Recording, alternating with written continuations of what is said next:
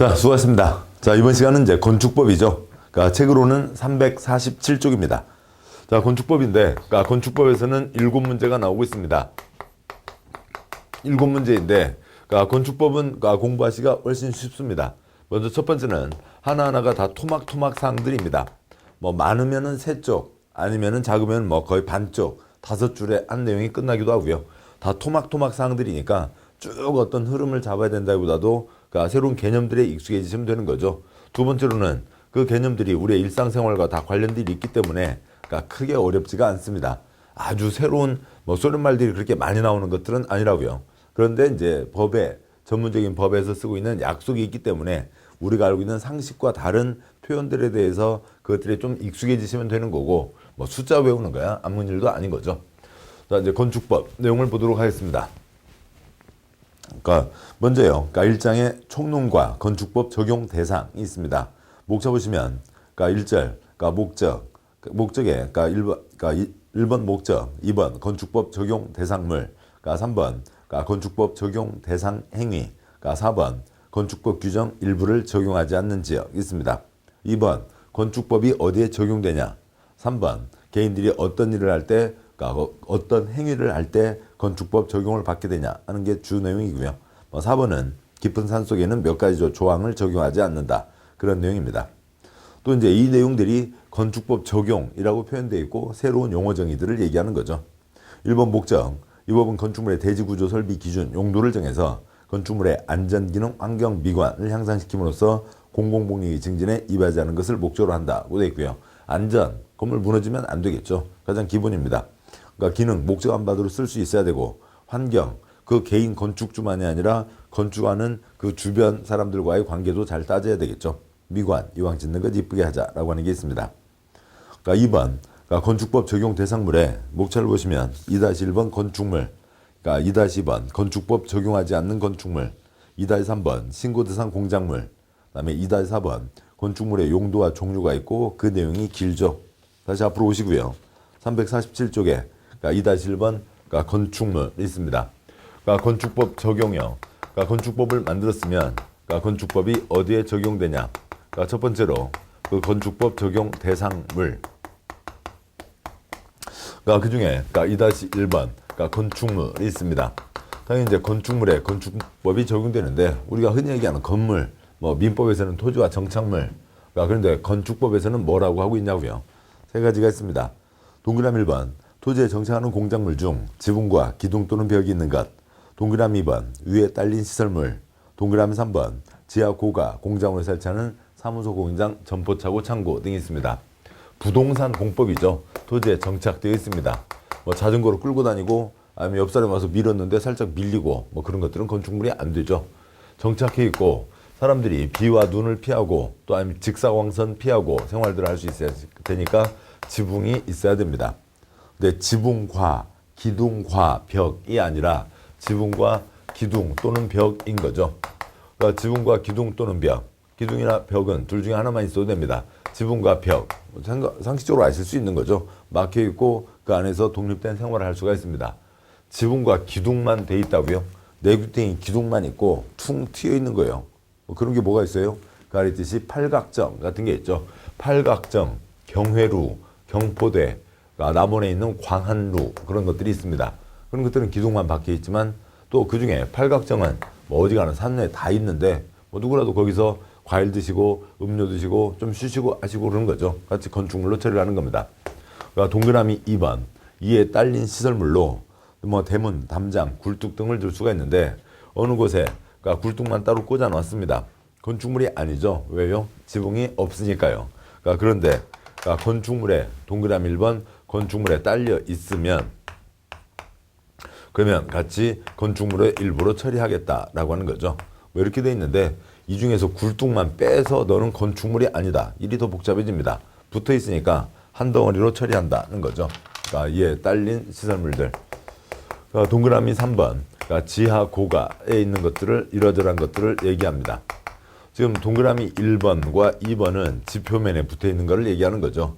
여차차 사정으로 땅속에 깊이 박아두고 사람 쓰는 것들, 위에다 띄워두고 사람 쓰는 것들 뭐 익숙하지 않습니다. 그렇지만 가끔 뭐 TV나 영화에서 보는 무슨 군사 기지나 연구소 같은 경우 지하에 있는 경우들이 있죠. 그러니까 그것도 사람들 오래 생활하고 있으니까 건축법을 적용하는 건축물로 처리하겠다.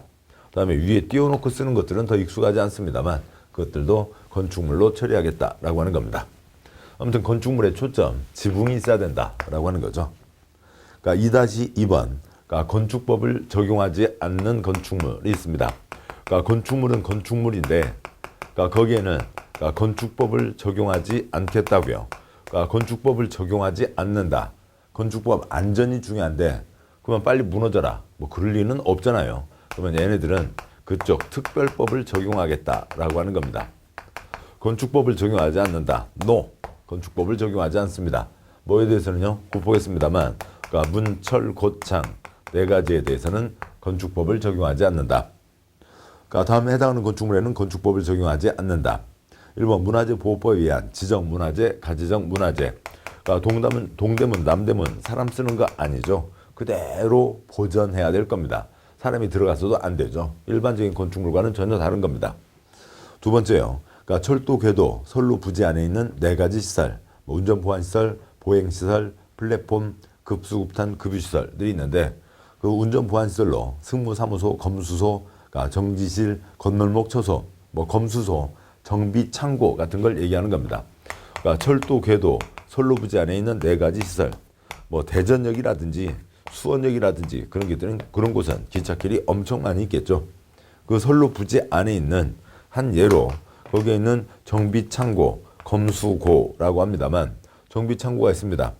그러니까 기차를 좀 고쳐야 될 일이 있어요. 그러면 기차를 끌고 나와서 어디 마당으로 데리고 나와서 고치는 거 아니잖아요. 기찻길 안에 있는 그 정비창고로 기차를 끌고 들어가서 고치는 겁니다. 선로, 부지 안에 있는 거죠. 그래서 그거는 그 철도 관련법 그쪽 법을 적용하겠다. 다음 짝은 3번 고속도로 통행료 징수시설 톨게이트가 있습니다. 거기는 자동차가 빨리 달려가야죠. 그러니까 고속도로는 고속이니까 차가 빨리 달려야 되고 유료 도로입니다. 돈을 내야 되는 거죠. 돈을 걷기 위한 그 톨게이트가 있는데 뭐 거기서 주무셔 보신 분, 거기서 점심 드셔 보신 분 없죠. 거기는 빨리 돈을 내고 또 빨리 달려나가는 겁니다. 뭐 오죽하면 하이패스까지 달아놨잖아요. 그거는 건축법을 적용하지 않는다. 4번 컨테이너 이용한 간이 창고로 공장 용도로 쓰는 건축물 대지 안에 설치하는 것으로서 이동이 쉬운 것만 해당한다라고 되어 있습니다. 이동이 쉬운 것, 그러니까 정착되어 있지 않죠. 그러니까 건축물이 아니기도 합니다. 건축물이 아니겠죠. 컨테이너 박스에다가 바퀴 달아서 여기저기 끌고 다니면서 편히 써라 라고 하는 건데요. 뭐 그건 건축물이 아니어서 건축법 적용하지 않는 건축물에 들어갈 수도 없는 거죠. 법이 엉망진창 그렇게 써져 있습니다. 아무튼 뭔가 편히 써라 라고 하는 거죠. 그래서 이상들에는 건축법을 적용하지 않는다. NO. 그러니까 문, 철, 고, 창에는 건축법을 적용하지 않습니다. 노문철 고창이죠. 고창 들어보셨나요? 전라북도에 고창군이 있죠. 그 선운사에 가신 적이 있나요? 그 선운사 동백꽃이 후두두둑 떨어지는 그 선운사가 고창에 있고 또 아저씨들 그러니까 복분자 술에다가 그 풍천장어 구워서 맛있게 한 잔 뭐 냠냠냠 떠올리시겠지만 아무튼 고창에 가시면 누구도 찾아보시라고요. 노문철 씨 찾아보시라고요. 노문철 씨 계십니다. 노문철 고창이 있는 거죠. 그러니까 2-3번 신고대상 공작물이라고 하는 게 있습니다. 그러니까 먼저 공작물이 뭐냐라고 하는 법적 정의가 없어요. 만들어내 봐야 됩니다. 그러니까 공작물은 우선 결론 지 맘대로 짓는 건데 특별한 것은 신고해야 된다. 신고대상 공작물 숫자가 2468 30인데 팔자가 눈사람 팔자입니다. 우선 공작물이 뭔지 잠깐 보도록 하시죠. 그 아래 표에서요. 건축물은 정착되어 있고 지붕이 있다고 그랬습니다. 지붕이 있는 이유는 사람이 오래 생활하기 위한 거죠. 그러니까 안전이 중요합니다. 따라서 허가받는 게 원칙, 가벼운 것들은 신고하고 할 수 있죠. 지 맘대로 지을 수 있는 건 없습니다. 공작물은, 건축물은 아니라고요. 당연히 공법이니까, 부동산 공법이니까 정착은 돼 있겠죠. 그럼 뭐고요? 지붕이 없다는 겁니다. 사람이 만들었는데 지붕 없는 거 어떤 게 있어요? 그 동그라미 1번 빨리 확인하시면 되겠죠. 동그라미 1번에 작은 1번에 있는 옹벽 담장, 2번 광고탑, 광고판, 3번 굴뚝, 장식탑, 기념탑, 철탑 등등등등이 있는 겁니다. 그런 것들은 지붕이 없죠. 지붕이 없으니까 사람이 오래 머무르지 않습니다. 따라서 안전 크게 신경 쓰지 않아도 되죠. 공작물은 지 맘대로 짓는 게 원칙. 특별한 것은 신고해야 된다. 신고상 공작물 2468-30 있습니다. 지금 저희는 부동산 공법 400여 개 법 중에서 6개 법을 보고 계시는 겁니다. 그 중에 하나로 건축법이 있는 거죠. 그러니까 지붕 없다고 100% 다 공작물이 되는 건 아니고 건축법에서 하는 겁니다. 성수대교, 서해대교 그런 경우는 시설물법이라는 법이 따로 있습니다. 지붕 없는 어지간 조그만 것들이 여기에서 얘기하는 공작물인 거죠. 예를 들어서 국토부 지르회신이 있습니다. 좀 전에 말씀드렸듯이 건축물 건축하려면 허가받는 게 원칙, 가벼운 건 신고이고, 그다음에 공작물은 임의로 짓는 게 원칙. 그러니까 마당에다 돌덩이 2개 쌓아놨다고요. 마당에다 작대기 꽂았다고요. 지 맘대로 하는 게 원칙. 특별한 것은 신고해야 된다라고 되어 있는데, 그러면 뭐냐에 따라서 규제의 방향이 전혀 다른 거잖아요. 또 개인으로 보면은 할 수 있냐 없냐에 있어서 큰 차이가 있습니다. 그래서 이게 내가 뭔가를 하려고 하는데 이게 건축물인가요, 공작물인가요? 비닐하우스, 그건 공작물에 들어갑니다. 아무튼 등등등 여러 가지가 있는데, 그거에 대한 구분에 대해서 여러 가지 질문이 있는데 그 첫 번째 항목에다가 담아놓은 게 이 내용입니다. 주택이 되지 않아 등나무 조경을 위해서 기둥과 석가래로 구성된 목 구조물, 아파트 단지에 있는 등나무 벤치를 얘기하는 거죠. 벤치 있고요. 빨간 벽돌 기둥 세워놓고요. 위에 통나무 몇 개 얹어놓고 등나무 덩굴이 자라고 있습니다. 그걸 설치할 경우 이를 건축물로 보아야 하는지 공작물로 보아야 하는지 회신 국토부 답변이라고요. 골조는 있으나 지붕이 없는 조경시설물까지 건축물로 보는 것은 아니나 이에 유리, 천막 등 지붕을 설치할 경우에는 건축물에 해당할 수 있는 것임. 여기 유리, 천막까지도 지붕에 포함되는 겁니다. 그래서 건축물과 공작물 99.9% 지붕이 있다 없다로 구분하셔도 됩니다. 그러면 그 중에 특별한 것들 신고해야 된다. 동그라미 1번 다음 공작물을 축조하려는 자는 특특 시장구청장에게 신고해야 한다. 1번 높이 2m 넘는 옹벽과 담장. 옹벽이요. 비탈진 땅 건물 지으면 훅 터지면서 건물 무너질 수 있죠. 그래서 축대를 쌓습니다. 축대를 쌓게 되면 그 축대를 포함하는 이 건물이 땅이 옆으로 터져나가는 것을 막기 위해서 잡아놓는 게 옹벽입니다. 축대보다 더 넓은 개념이에요. 수평 압력을 버티는 곳을 얘기하는 겁니다. 아니면 담장, 집이 있는데 거기에 담 세워놓는 거죠. 시선을 차단하고 독립된 생활을 하기 위해서입니다. 사람 아무리 커도 2m 넘는 사람 별로 없죠. 서장훈, 최홍만 2m 넘는 사람이 몇 명이나 되겠냐고요. 그래서 2m 넘는 거는 특별하다, 신고해야 된다. 작은 2번 물건 높이 4m 넘는 광고탑, 광고판 등이 있습니다. 건물 옥상이나 고속도로 주변에 광고탑, 광고판 세워놓은 거 있죠. 왜요? 돈 들여서 만들어 놨습니다. 우리들 보고 그쪽 회사 물건을 사라고요. 돈 들여서 우리들 보고 그 회사 물건을 사라고 만들어 놓은 거죠. 사라고 4m입니다. 동그라미 3번 높이 6m 넘는 굴뚝, 장식탑, 기념탑, 운동시설용 철탑, 통신용 철탑 등이 있습니다. 굴뚝 생각해 보시면 되네요. 굴뚝이 있고 거기에서 연기가 풀풀 날아갑니다. 몇 미터요? 6m이죠. 크리스마스 추리 같은 경우요. 시청 앞 광장에 세우는 그런 경우들 위에 지붕 없죠. 신고대상 공작물 6m 넘는 것은 신고해야 된다. 4번 높이 8m 넘는 고가수조 등이 있습니다. 요즘에는 보기 쉽지 않습니다만 아파트, 예전 아파트예요. 아파트가 있으면 이러한 초등학생들 얘기하는 UFO 착륙장이 있습니다. 초등학생들은 저거 보고 UFO 착륙장이래요.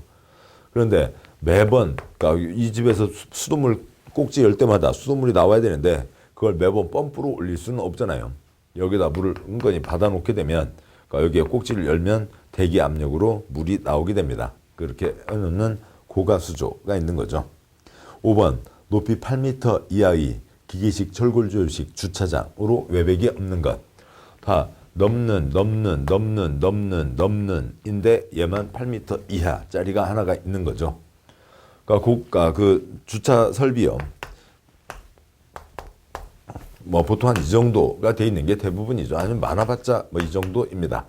자, 그러세요. 그러니까 차 한 대 들어가고 그다음에 스위치 누르면 낑 한 칸 돌고요. 그 다음 차 들어가고 하는 게 예전 한 20년 전에 주차장법이 그러니까 새로 손대면서 개정되면서 이런 주차 설비를 다 갖추게 돼 있는데 요즘에는 이걸 제대로 쓰지 않고 있죠. 그래서 아주 뭐 흉물스럽게 방치돼 있습니다만 이것이 한 보통 한 이 정도이지 뭐 이게 뭐 무슨 차를 뭐 이렇게 올리는 경우는 없잖아요.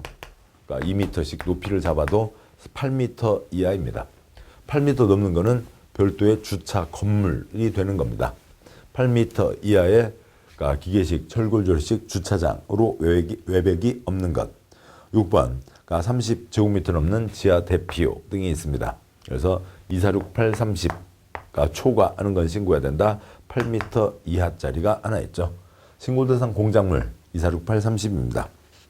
동그라미 2번, 3번 다음 쪽에 있는 4번 읽는 거 생략하겠습니다. 그러니까 2-4번이요. 그러니까 건축물의 용도와 종류가 있습니다.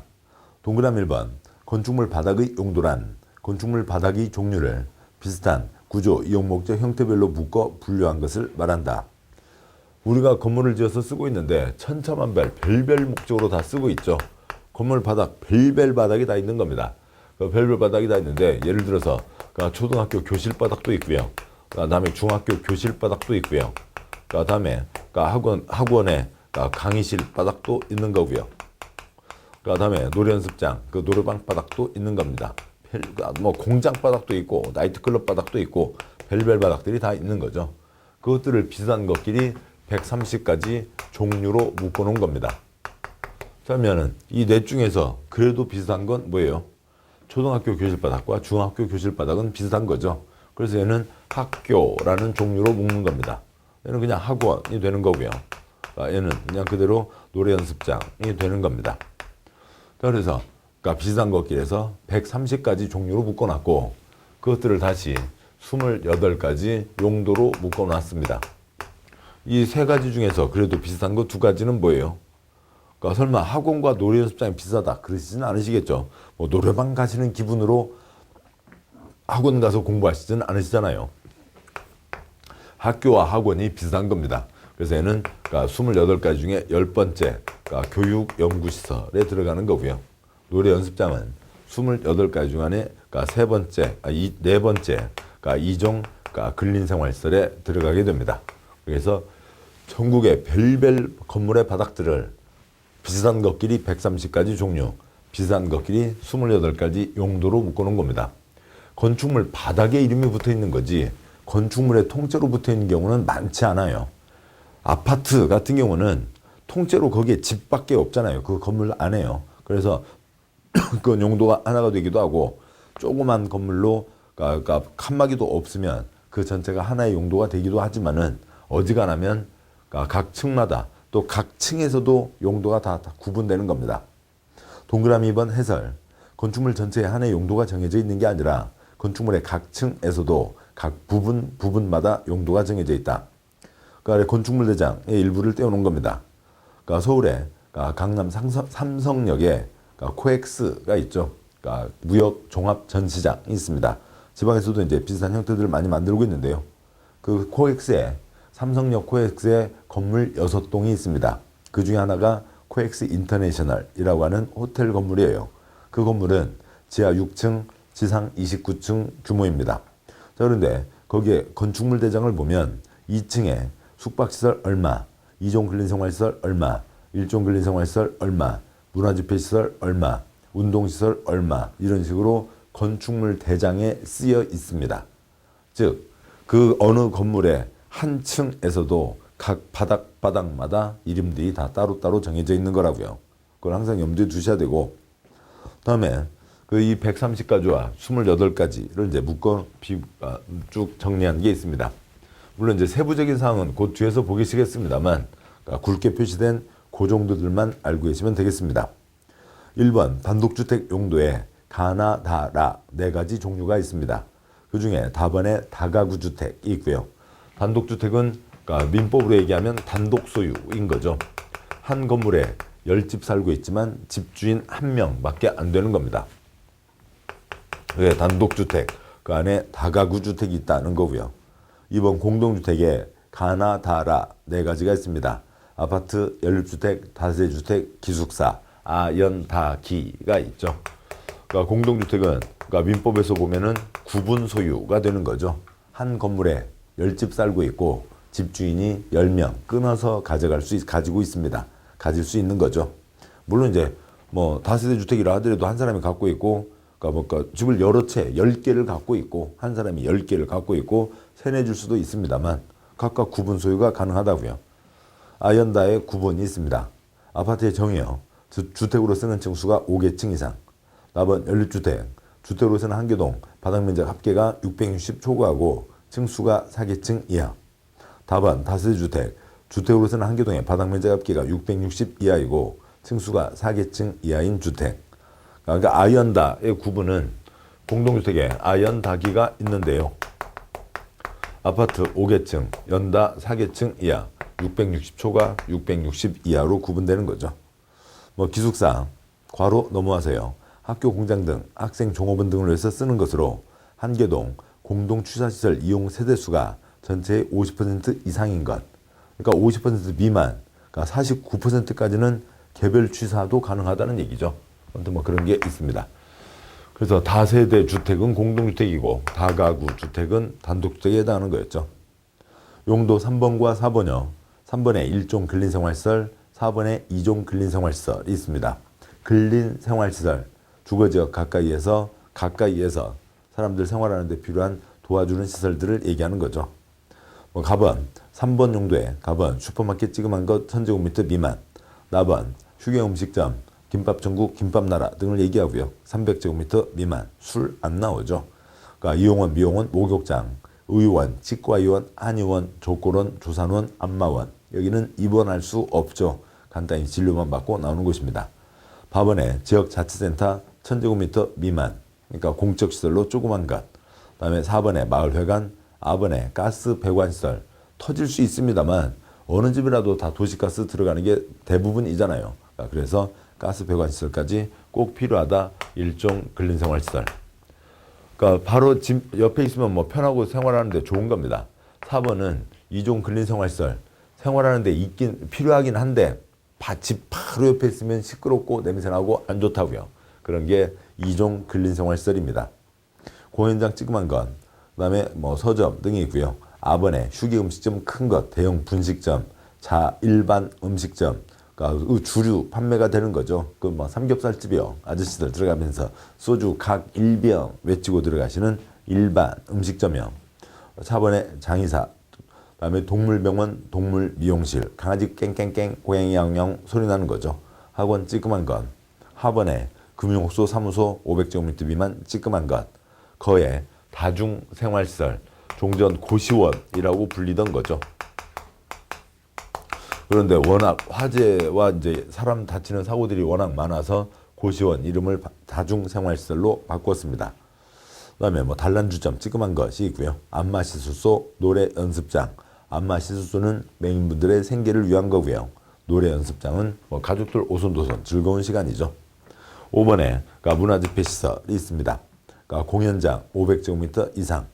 그다음에 관람장, 체육관 1000제곱미터 이상. 체육관 1000제곱미터 이상. 그러니까 어디에요? 잠실체육관이요. 잠실체육관에 가셔서 뭐 역기 들고 뭐 이렇게 뭐 런닝머신 하고 그러신 분 있으세요? 없잖아요. 싸이의 강남 스타일.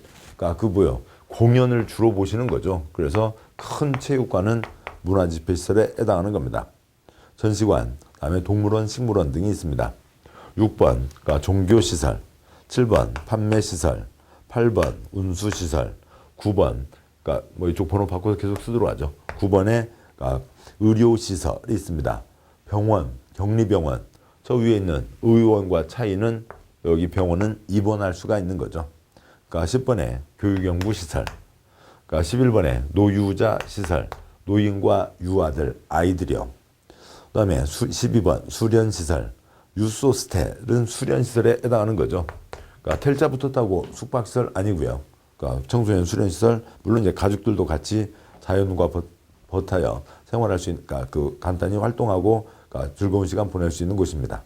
13번 운동시설이 있는 거고요. 다음에 14번 업무시설이 있습니다. 업무시설로 공공업무시설, 아까 동사무소 조그만 거는, 그러니까 주민자치센터 조그만 거는 일종 근린생활시설이었죠. 큰 것. 답은 일반 업무시설, 회사 사무실들이요. 오피스텔 역시 텔자 들어가 있지만 오피스죠. 잠잘 수 있는 오피스를 얘기하는 겁니다. 사무실인 거죠. 업무시설에 해당합니다. 15번 숙박시설이 있고요. 다중생활시설 500제곱미터 이상 있습니다. 다중생활시설 찌끄만 것 500제곱미터 미만은 4번 용도 이종 근린생활시설이었고, 다중생활 큰 거는 숙박시설에 해당합니다. 그러니까 16번 그러니까 위락시설이 있고요. 그러니까 17번 공장, 18번 창고, 그러니까 19번 유연물 저장 처리시설, 20번 자동차 관련 시설에 뭐 운전학원, 정비학원 이쪽에 들어오는 건 쉽게 아실 수 있습니다. 21번에 동물식물 관련 시설이 있는데, 동물식물 관련 시설은 축사, 작물 재배사 등을 얘기합니다. 동물과 식물이요. 대비되는 것은 저 앞에 그러니까 그 4번 용도에 제2종 근린생활시설에 차에 동물병원, 동물미용실이 있었죠. 사람이 가는 의원은 1종 근린생활시설, 동물병원은 2종 근린생활시설. 다음에 5번 용도 문화집회시설의 마에 동물원, 식물원이 있었죠. 보면 되면 애기들 코끼리 보러 사자 보러 갑니다. 그러니까 그 문화집회시설에 해당하는 거고, 동물식물 관련시설이 따로 있습니다. 그러니까 22번에 뭐 자원, 그러니까 순환 관련시설, 뭐 쓰레기 처리하는 곳들을 얘기하는 거죠. 23번에 그러니까 교정, 군사시설, 교도소 등 군사시설 등을 얘기하고요. 24번에 방송통신, 25번에 발전, 26번에 묘지, 그러니까 27번에 그러니까 관광 휴게시설이 있습니다. 야외음악당, 야외극장 등이 있네요. 그러니까 극당, 음악당, 극장, 공연장, 찌끄만 거는 2종 근린생활시설, 그다음에 큰 거는 문화집회시설, 극장, 음악당. 그런데 야외, 극장, 야외, 음악당. 뭐 서울 남산 놀이마당이요. 그러니까 남산에서 저 장충동 쪽 신라호텔 쪽으로 내려가다 보면 국립극장, 놀이마당 있습니다. 거기 한국 사람 거의 없어요. 다 외국인 관광객들입니다. 관광 휴게시설. 28번에 장례식장까지 해서 전국 모든 건축물 바닥은 130가지 종류, 28가지 용도로 이름이 다 정해져 있고, 그다음에 그 공법에서 규제하고 있는 것에 맞게 정해진 지역에 정해진 것만 지을 수 있는 거죠. 그게 국토계획법 건축 용도 제한이었고, 허가 신청 나오고, 그다음에 건축 허가를 받고 건축 다 끝나고 난 다음에 그다음에 건축물 대장에 기재가 되는 겁니다. 그 아래 표에서요, 지금 보셨던 이 종류와 용도별로 서로 지금 오고 가면서 얘기했던 그 굵게 밑줄한 것 거의 대부분을 비교하는 표로 해놓았습니다. 뭐 이런 건 다 외우시는 거 아니고요. 그러니까 몇 번 읽으시고 그 기본 가닥만 몇 번 떠올리시면 되는 겁니다. 첫 번째로 있는 비교 구분에 지금 이거는 두 쪽을 한 면에다 넣기 때문에 여러분 책 편집한 거하고는 좀 다를 수는 있습니다. 비교 구분되는 사항이 하나, 둘, 셋, 네 칸이 있는데 첫 한 칸, 두 칸이요. 그러니까 다가구 주택 종류는 단독주택 용도에 해당하는 거고요. 다세대 주택 종류는 공동주택 용도에 해당합니다. 그것들을 비교하시면 되겠고, 이거에 대한 이제 세세한 그러니까 법 조문이 그러니까 건축법 시행령 별표 1이라고 되어 있습니다. 그래서 건축법 시행령 별표 1에 그러니까 이 130가지 종류들을 열거하고 28가지 용도로 묶어놓은 것들이 있고, 뭐 문장 뭐 깊게까지 다 외우실 일은 아니겠습니다. 그 앞에 있는 표만 그 정도 내용만 정리하셔도 충분하다고 봅니다. 자, 여기까지 해서요, 그러니까 건축법 적용 대상물들에 대해서 보셨습니다. 뭐 2-4번 건축물 바닥의 굴분으로 종류와 용도가 있었고, 그러니까 2-1번 건축물, 그러니까 2-2번 건축법을 적용하지 않는 건축물 노문철 고창, 2-3번 그러니까 신고 대상 공작물 2468, 30을 보셨습니다. 자, 이제 그러니까 건축법 적용 대상 행위요. 국민들이 어떤 일들을 할 때 그러니까 건축법 적용을 받게 되냐라고 하는 것에 대해서 보도록 하시죠. 그러니까 당연히요. 그러니까 먼저 보시기 전에 3-1번 건축 등이 있습니다. 자, 건축법에서 건축 등이란 건축물을 건축, 대수선, 용도 변경, 건축 설비의 설치, 공작물의 축조 등 모두를 포함한다. 건축법에서 건축 등 나오면 건축과 관련된 뭘까? 건축법과 관련된 모든 행위들. 그다음에 그 중에서도요. 건축과 대수선은 금지되어 있습니다. 괄호예요. 건축 대수선은 금지되어 있고 원칙적으로 허가받아야 할 수 있다. 건물 지었다가 무너지면 사람 다치잖아요. 그래서 금지되어 있습니다. 허가받아야 할 수 있고 대수선 역시 크게 손대는 거니까 잘못 손대면 무너져서 사람 다치는 거죠. 금지되어 있고 허가받아야 됩니다. 그런데 용도 변경은 허가받는 게 원칙이 아니에요. 용도 변경은 세 가지가 나뉘어져 있습니다. 허가받는 것, 신고하는 것, 그 중간 단계로 대장, 건축물 대장, 기재사항 변경을 신청하는 것. 얘는 세 가지로 나뉘어져 있습니다. 그건 이제 뒷내용들을 보셔야 이해가 편하실 텐데 건축하려면 허가받아야 된다. 맞습니다. 단 어찌고 저찌고 하면 신고하고 할 수 있다가 되는 거죠. 원칙 규정 써놓은 건 맞죠. 근데 용도 변경 하려면 허가받아야 된다. X 그건 틀려요. 용도 변경은 아예 세 가지가 구분되어 있는 겁니다. 용도 변경은 허가받거나 신고해야 된다. 같은 시설군에서는 대장 변경 신청한다. 이게 이제 한 세트가 되는 겁니다. 한 세트가 되는 거죠. 공작물은 말씀드렸듯이 임의로 하는 게 원칙, 246830은 신고한다고 돼 있죠. 3-번 그러니까 건축법 적용 대상 행위로 그러니까 건축이 있습니다. 어디에 건축 안에 뭐 우리 다 아시는 거죠. 그렇지만 건축에 5가지가 있는 겁니다. 건축이란 건축물을 신축, 증축, 개축, 재축 하거나 이전하는 것을 말한다. 건축에 5가지가 있어요. 그 출제 횟수가 그렇게 많은데 그 중에서도 이걸 이런 식으로도 뭐 2-3번 나왔습니다. 건축이란 건축물을 신축, 증축, 개축 또는 재축하는 것을 말한다. X요. 5가지라고요. 5가지를 다 얘기해야 되고 앞에서 말씀드렸듯이 허가받는 게 원칙. 가벼운 것들은 신고하고 건축할 수 있다고 돼 있는 거죠. 건축에 5가지가 있습니다. 그러니까 1번 그러니까 신축, 그러니까 2번 그러니까 증축, 그러니까 3번 그러니까 개축, 4번 재축, 5번 이전이 있습니다. 그러니까 먼저요. 그러니까 신축이요. 그러니까 건축물이 없는 대지에 새로 건축물을 축조하는 것. 없던 땅에 건물을 올렸습니다. 당연히 신축인 거죠. 작은 2번 부속 건축물만 있는 대지에 새로이 주된 건축물을 축조하는 것. 부속 건축물이란 같은 대지에서 주된 건축물과 분리된 부속 용도의 건축물로서 주된 건축물을 이용 관리하는 데 필요한 건축물을 말한다 라고 되어 있습니다. 대표적인 예로 5개 화장실을 들 수가 있어요. 어느 땅이 있는데요. 거기다 무슨 사정인지 WC부터 크게 지었습니다. 그리고 그 땅에다가 주된 건축물, 주택을 짓는다고요. 주택을 짓는다고 하면은 이제 여기서 뭐 밥 드시거나 여기서 주무시거나 그런 적은 없잖아요. 화장실에서요. 그러니까 이제 본격 시작이다. 신축에 해당한다는 거죠. 크고 작고의 문제가 아니죠. 부속 건축물이 더 클 수도 있어요. 그리고 부속이라고 하는 게 붙어 있다는 게 아니라 분리되어 있는 부속 건축물인 거죠. 그러니까 건물이 있는데요.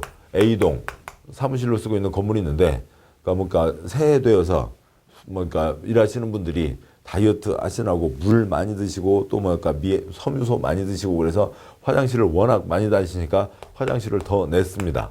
이건 뭐예요? 부속 건축물이 아닌 거죠. 그냥 A동이 뚱뚱해진 거지 부속 건축물, 별도의 건축물이 아닌 겁니다. 분리되어 있는 거죠. 그런데 서울에 사무실이 있는데 저 어디 춘천에다가 내놓고 거기까지 왔다 갔다 하라고 할 수는 없잖아요. 같은 대지 안에 분리되어 있고 그 다음에 부속 용도로 쓰이는 것.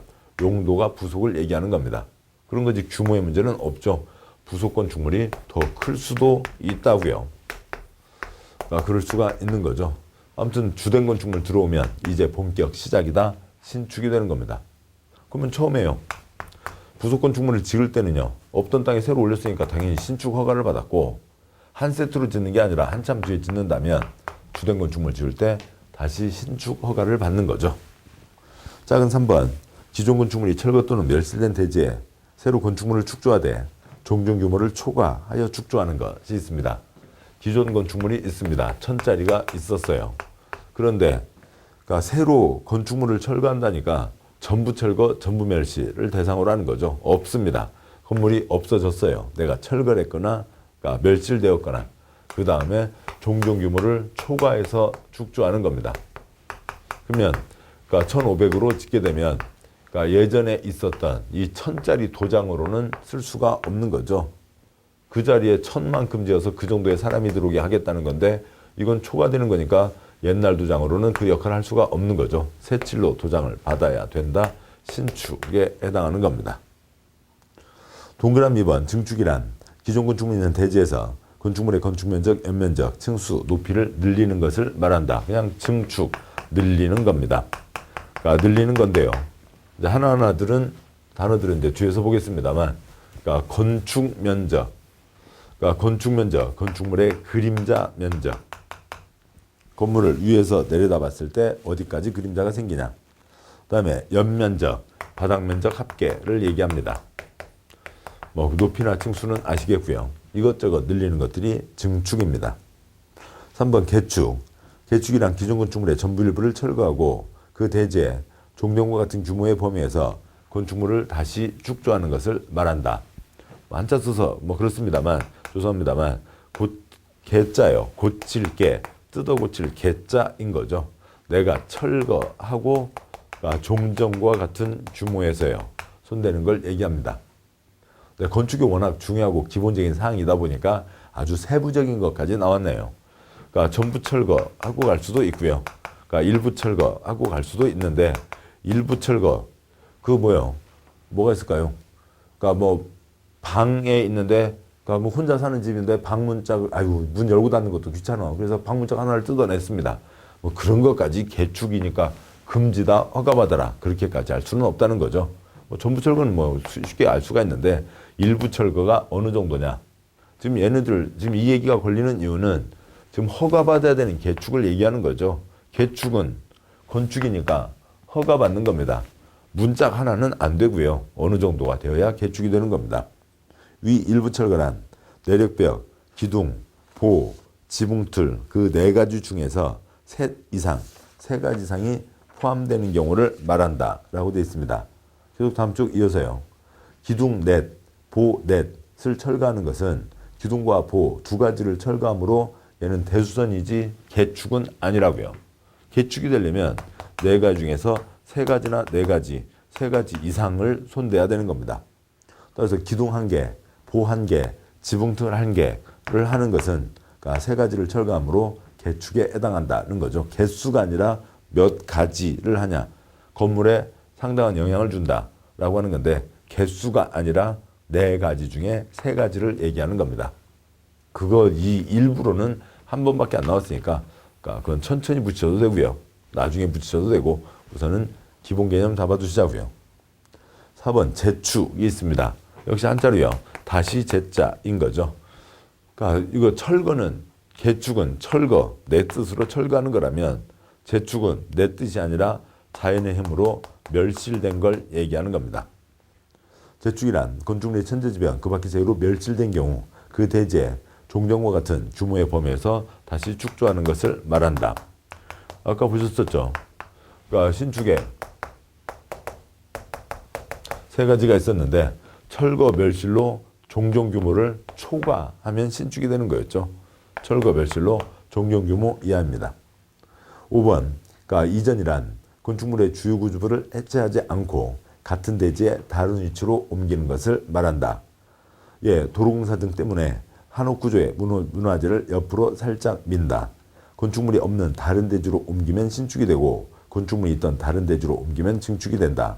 즉 뜻은 뭐냐면 지금 보실 게 뭐냐면 해체하지 않고 같은 대지에서 옮긴다는 거죠. 이전 해체하지 않고 같은 대지에서 옮긴다는 건데 내용을 떠올리시면 되겠습니다만 이제 들으시면 되겠습니다만 우리 일반 국어 상식과 다르다고요. 저희 가게를 이전합니다. 그래서 어디로 옮겼으니까 많이들 계속 이용해 주세요. 그런 거 붙어 있는 거 있잖아요. 그 이전이 아니라고요. 이사 가는 게 아니라고요. 그냥 건축법에 고유한 새 약속입니다. 우리의 상식과 다른 거죠. 그래서 어려운 거고 그래서 좀 신경을 써서 알아두셔야 되는 거죠. 또 크게 걱정하실 일은 없어요. 그냥 여기에서 5번 틀리시면 됩니다. 5번 틀리고 나면 스스로 부끄러워서 더 이상 안 틀리게 되거든요. 그러니까 문제 모의고사 계속 보시면서 틀리시면 되는 거죠. 신축에 2번째, 3번째 부속 건축물의 주된 건축물 뭐 그다음에 철거 매실 종전 규모 초과. 여기까지만 해두시면 문제는 없는 거죠. 먼저 이전이 뭐냐고요? 이전이요. 그러니까 콘크리트 건축물은 땅에다 기초를 박은 거죠. 그래서 콘크리트 건축물은 이전하는 게 거의 불가능합니다. 우리나라에서 콘크리트 건축물 이전 역사 한 번도 없어요. 중국에서 중경에서 중국의 중경이요. 충칭. 그러니까 우리나라 임시정부 있었잖아요. 뭐 그러니까 젊은 분들이 아니라 이제 나이 드신 분들이라고 해야 되나요? 옛날 왕과이 감독의 중경 삼림. 따다다다단 그 캘리포니아 드리밍 쫙 깔려 있었던 음악 나오던 그 중경산님 그 영화 나오던 그 중경입니다. 거기서 콘크리트 건축물 한 번 이전했는데 해외 토픽에 나올 일이었어요. 콘크리트 건축물은 거의 이전할 수가 없습니다. 한옥 문화재가 있다고요. 한옥은 땅에다 얹어 놓은 거죠. 땅 다지고 주춧돌 놓고 그 다음에 거기에 홈파서 기둥 놓고 그 다음에 보 얹고 수평 기둥이요. 그러면서 맞춰 짜 가는 겁니다. 이렇게 되어 있는데, 그러니까 이게 땅인데요. 그러니까 이쪽으로 도로 공사를 할 필요가 있습니다. 그래서 그러니까 얘를 근데 보전은 해야 되겠다고요. 어떻게 할 거냐? 만약에 오래된 문화재가 아니라 그러니까 얼마 지은 지 얼마 안 되는 새 한옥이고 옮길 필요가 있거나 또 아니면 보가 썩었거나 그러면은 다 해체해서 한옥은 그러니까 못을 박거나 콘크리트로 붙여서 접합시켜 놓은 게 아니라 홈을 파서 꽤 맞춰 놓은 거죠. 이렇게 꽤 맞춰 놓은 거기 때문에 그러니까 해체가 되는 겁니다. 해체해서 보만 하나 깎아 넣거나 아니면은 그러니까 옮겨서 새로 조립할 수가 있죠. 근데 그 자리에다가 그대로 할 수도 있고 옆으로 좀 자리를 옮길 수도 있습니다. 그러면 얘는 이전이라고요? 아니라고요? 이전이 아니라고요. 왜요? 해체했으니까요. 이전은 해체하지 않고 같은 대지에서 옮기는 겁니다. 그냥 저 약속이요. 그러니까 우리가 그냥 상식적으로 떠오는 게 아니라 주어진 약속에 그러니까 이걸 외우실 때까지는 계속 보면서 확인을 해야죠. 해체하지 않고 같은 대지에서 옮기는 겁니다. 이거는 이전이 아니에요. 이렇게 가는 거는요. 해체하면 이전이 아닌 거죠. 오래된 문화재입니다. 오래된 문화재이고 그게 무슨 향교라든지 아니면 무슨 고택 아니면 그러니까 오래된 그러니까 그 구옥 옥 집들이 있잖아요. 누구누구 가옥 그런 겁니다. 그래서 얘는 200년, 300년 되면 이 나무로 되어 있는데 기둥과 보가요. 다 비바람에 그러니까 마모돼서 뭉그러져 있는 거죠. 뭉그러져 있는데 얘를 해체하려고 하는 순간 이게 다 뽀개져서 다시 못 쓰게 되는 거지 다시 조립을 할 수가 없는 겁니다. 도로는 아무튼 이쪽으로 내야 돼요. 자, 그러니까 어떻게 하게 되냐면 그러니까 얘를 주요 구조가 아닌 것들을 다 떼어내고요. 문짝 같은 건 떼어내고 그 다음에 주요 구조는 남겨둔 채로 그러니까 거기다 통나무를 끼워 넣는 겁니다. 통나무를 끼워 넣는 거죠. 아무튼 빈자리에 통나무를 다 끼워 넣어요. 그러니까 빈자리가 있으면 거기에 다 통나무를 끼워 넣는다고요. 자, 한 덩어리가 됐습니다. 그냥 꽉 묶여있는 덩어리 한 덩어리가 된 거죠. 뺑뺑 둘러싸 맵니다. 그러니까 물 흥건히 부어놓고요. 밉니다. 밀면 옆으로 밀려요. 조금 밀고 할 수가 있습니다. 그렇게 해서 얘를 이쪽으로 밀어서 그러니까 그러니까 이렇게 땅에 이제 이쪽으로 옮겨왔다고 치는 거 보자고요. 이렇게 하는 게 이전입니다. 대한민국에서 문화재청에서만 3년에 한 건, 4년에 한 건이 있는 게 이전이에요. 개인이 한옥 구조물 이전했다는 역사 역시 들어본 적이 없습니다. 이렇게 하는 게 이전이고요. 해체하지 않고 그대로 옆으로 밉니다. 그러니까 이제 도로를 이쪽으로 낼 수가 있게 되겠죠. 그런데 건물을 민다고 해서 재밌다고 산 건너, 강 건너, 물 건너, 셔셔셔셔셔 밀고 다닐 수는 없다고요. 그러니까 1번, 2번, 3번 땅이 있습니다. 여기에는 1000짜리 건물이 있어요. 그리고 여기에 이 한옥 문화재가 있습니다. 이건 500짜리입니다.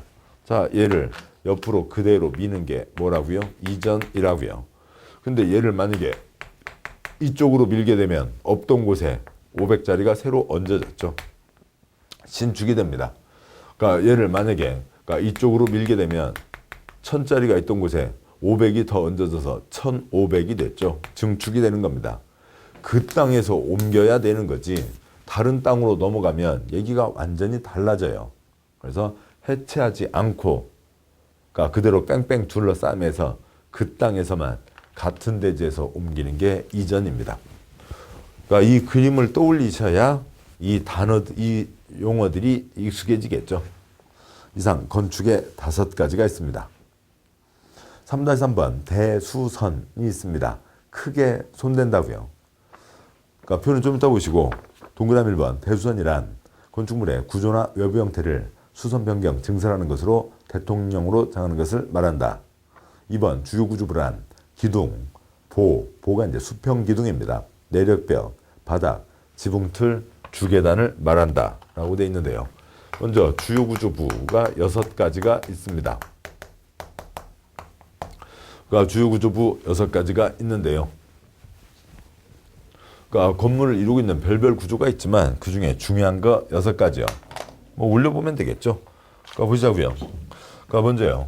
그러니까 기둥, 그러니까 뭐 4기둥의 기둥을 세우고 그러니까 건물을 이제 올리기 시작합니다. 근데 기둥만 계속 올렸다가는 이게 휘청휘청거릴 수 있잖아요. 휘청거리지 않게, 그러니까 먼저 서 있는 짝대기 기둥 올린 다음에 휘청거리지 않게 누워 있는 짝대기 수평 기둥을 얹습니다. 그러면 짱짱하게 잡아줄 수가 있는 거죠. 이 수평 기둥을 뭐라고 한다고요? 보라고 합니다. 그 다음에 또 다음 위로 이제 또 기둥을 올려서 건물이 올라가게 되겠죠. 이렇게 올라가게 됩니다. 그런데 허당 공간에서 생활할 수는 없잖아요. 그러니까 뭔가가 이렇게 좀 막혀 있어야 안에서 편히 생활하고 비바람 피할 수 있고 편하게 옷도 갈아입을 수 있고 맛난 거 옆집 안 주고 자기 식구들끼리만 막 드실 수도 있는 겁니다. 그러니까 벽을 쳐야 되죠. 근데 베니다파는 주요 구조부가 아니고 건물의 무게를 버티는 내력벽이 주요 구조부입니다. 벽에서도 무게를 버티자고요. 아파트 사시는 분들이요. 연말 연초 새해 달력 받았습니다. 어디다 걸을까? 저기다 걸어야 되겠다. 그래서 꽝꽝꽝 시멘트 못 받고 치면은 콘크리트 못 치면은 못이 들어가요? 안 들어가잖아요. 불꽃만 펑펑 튀기지 못이 안 들어갑니다. 왜요? 내력벽이니까요. 내력벽이요. 만약에 내력벽 없이 기둥으로만 무게를 버틴다고 하면 기둥에서 무게를 버텨야 되니까 기둥 두께가 어느 정도는 돼야 될 겁니다. 여기에서 무게를 버티는 거예요. 그러면 이런 식으로 건물 평면이 만들어집니다. 평면이 이쁘지가 않잖아요. 자, 그런데 벽판, 어차피 벽판도 세우니까 벽판에서도 무게를 버티자고요. 그래서 벽판에서도 무게를 버티게 하면 기둥이 이만큼 두꺼울 필요가 없죠. 그러니까 모양이 훨씬 이쁘게 나오게 되는 겁니다. 이 위에서 누리는 힘, 중력, 건물의 무게를 버티는 벽, 이 내력벽입니다. 계속 가시죠. 그리면 내력벽을 쳤습니다. 그다음에 참새와 같이 날아다니면서 생활할 수는 없잖아요. 바닥이 있어야 되죠. 바닥이 있어야 공장에서 그 무거운 기계를 놓고 일을 할 수가 있고 집에서도 아파트에 침대 놓고 생활할 수가 있는 거죠. 무거운 가구들을 놓을 수도 있습니다. 또 뭐 학원에서 공부하시는 분들, 도서관에서 지금 동영상 보시는 분들 또 이렇게 숨 들이키면서 배 이렇게 집어넣고 또 이렇게 발꿈치 들고 뭐 그러지 않으셔도 돼요. 그렇게 한다고 해서 내리누른 무게 줄어드는 거 아닙니다. 똑같이 무게는 내려가고 있는 거고요. 이미 학원 바닥, 도서관 바닥 다 그 정도는 버틸 수가 있습니다. 그러니까 그 무게를 받치는 바닥이 있어야 되죠. 이 사항들은 중요한 겁니다. 그래서 여기 4가지까지는 별거 아니잖아요. 서 있는 짝대기, 누워 있는 짝대기가 있어야 되고요. 서 있는 판때기, 누워 있는 판때기가 있어야 됩니다. 됐어요. 여기까지가 주요 구조부 우선 4가지입니다. 그 다음에 건물에 지붕이 있어야 되죠. 지붕이 있어야 되는데 이 기와장 한두 장은 주요 구조부가 아니고요. 그러니까 지붕을 받치는 지붕틀이 필요합니다. 만약 이렇게 지붕만 얹어놓으면 여기 걸리는 곳에서 무게가 걸려가지고 뚝 부러질 수가 있는 거죠. 그래서 뭐 지붕틀의 형태는 여러 가지입니다만 다음과 같은 구조체 위에다가 지붕을 얹어 놓는 겁니다. 그러면 지붕이 안정적으로 버텨질 수가 있는 거죠. 지붕 받치는 지붕틀. 그러니까 불이야 도망가자. 엘리베이터의 계단이요. 계단으로 도망가야죠. 엘리베이터 탔다가는 더 큰 사고를 당하게 됩니다. 그래서 주계단에서 이상 6가지가 주요 구조부입니다. 건물을 이루는 주요 구조부 6가지가 있는 거고요. 서 있는 짝대기, 누워 있는 짝대기, 서 있는 판때기, 누워 있는 판때기, 지붕틀, 주계단 6가지가 있습니다. 그 다음 대수선이 9가지가 있는데요. 동그라미 3번 대수선이란 다음에 해당하는 것으로 증계 재축에 해당하지 않는 것을 말한다. 지금 보시는 게 건축 또는 대수선인 거죠.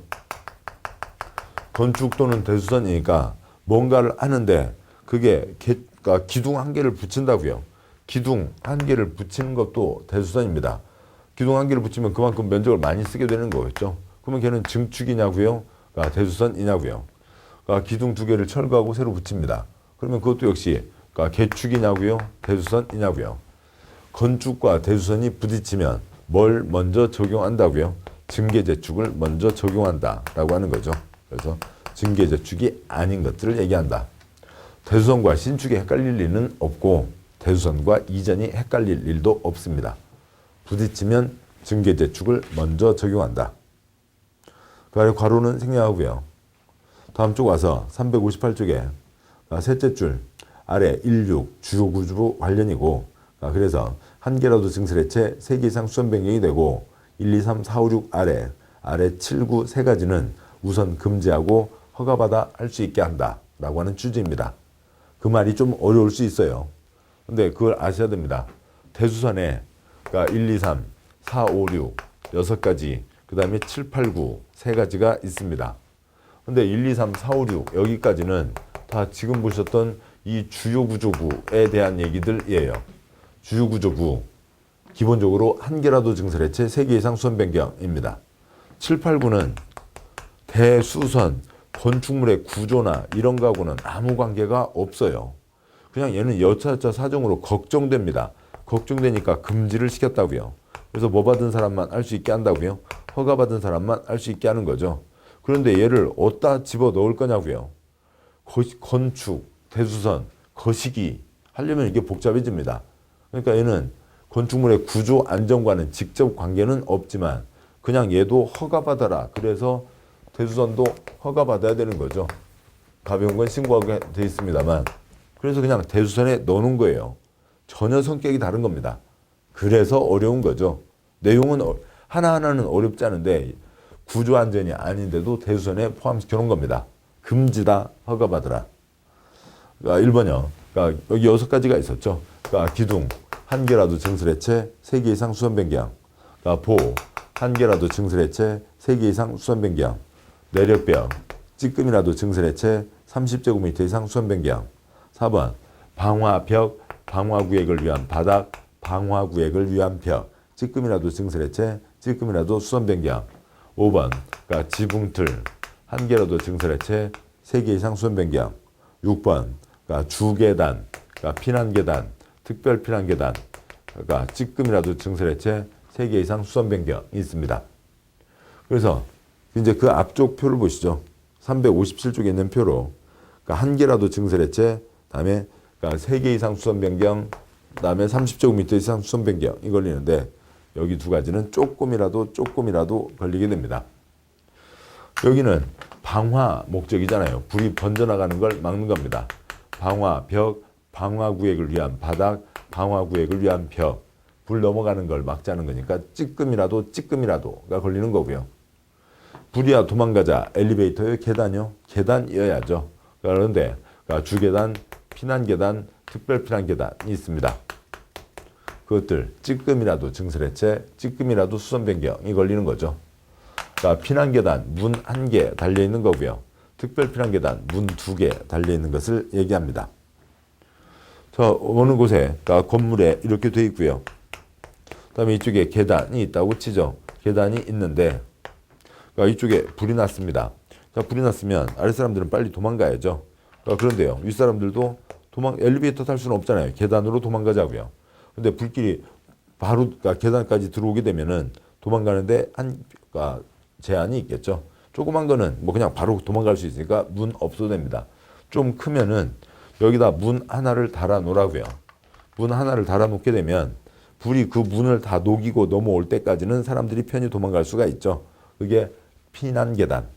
그다음에 문 2개를 달아 놓으면 그러니까 이 불이 문을 녹이고 또 문을 녹여야만 그러니까 계단까지 들어오게 되고 사람들을 피난하는 걸 그때 방해를 하게 되잖아요. 아무튼 문 2개를 녹일 때까지는 사람들이 편히 도망갈 수가 있는 거죠. 그게 특별 피난계단입니다. 이상까지 해서 그러니까 6가지 주요 구조부 손대는 것들이 있죠. 한 개라도 증설의 채 3개 이상 수선 변경, 30제곱미터 이상 수선 변경, 방화, 피난, 그러니까 이쪽들은 찌끔이라도 증설의 채 찌끔이라도 수선 변경이 되는 겁니다. 7, 8, 9는 전혀 성격이 다른 것들이라고요. 7번 건축물의 외벽에 사용하는 마감 재료를 증설의 채하거나 벽면적 30제곱미터 이상 수선 변경하는 것.